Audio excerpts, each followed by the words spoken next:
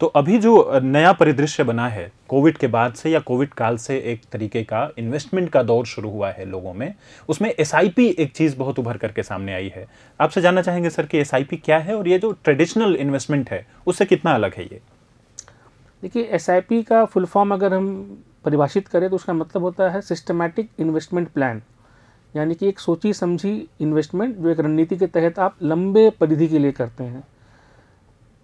ये क्या होता है, जस्ट आपको बहुत ही आम भाषा में समझने की कोशिश करते हैं। इसका मतलब होता है कि अगर आप आज के दिन में किसी एक कंपनी की शेयर खरीदने जाएं इक्विटी मार्केट से, तो हो सकता है उस पर्टिकुलर शेयर का दाम 500 रुपया हो, 5000 भी हो सकता है जी। उस एक पर्टिकुलर शेयर का एक दिन का प्राइस, और आपको लगाने हैं 500 रुपये, तो आप तो उस शेयर को खरीद ही नहीं सकते हैं, राइट।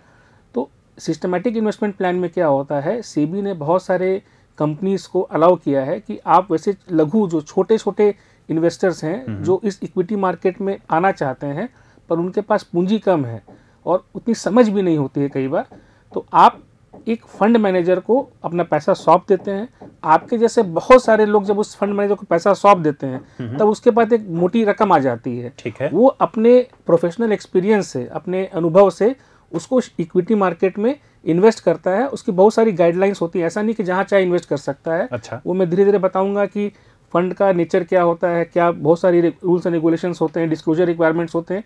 तो आपका पैसा एक सेफ हैंड्स में इन्वेस्ट होता है एक लर्नेड पर्सन के थ्रू, तो आपको उसका इन्वेस्टमेंट मिलता है और आप अपने छोटे राशि से भी मार्केट में एंटर करते हैं, इन्वेस्टमेंट की प्रक्रिया शुरू करते हैं। सबसे पहले अब इसमें जानना चाहेंगे कि फ़ायदा क्या है और छोटे निवेशकों की आज हम चर्चा कर रहे हैं।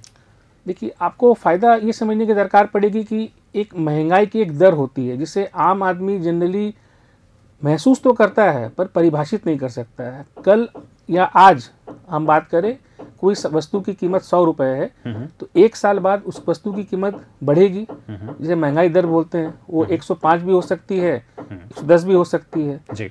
तो ये जो इन्फ्लेशन या महंगाई दर है जो बढ़ रहा होता है, आपको इससे ज़्यादा रिटर्न अगर इन्वेस्टमेंट में नहीं मिलेगा तो ये महंगाई दर आपकी पूरी सेविंग्स को धीरे धीरे खा जाती है।